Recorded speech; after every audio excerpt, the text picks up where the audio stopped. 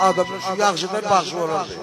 Yenne mana yaşanırlar qaydıp gelse, yenne mana geçen yıllar qaydıp gelse, yenne mana Oy, polis şaşır.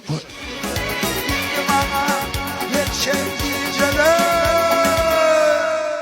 qaydıp gelse. Baykanay.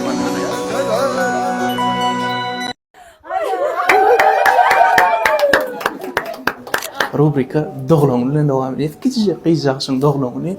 Çünkü kim madr ediyoruz?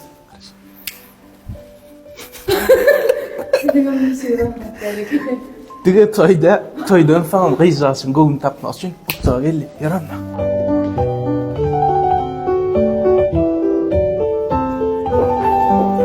Assalamu alaikumlar. Madre için ne? Açtım.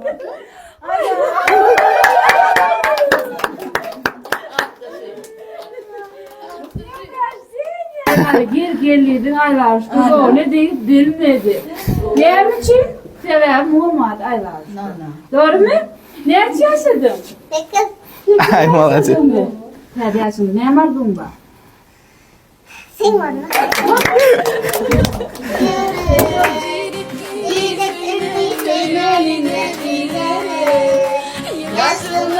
Yaşamak gerek.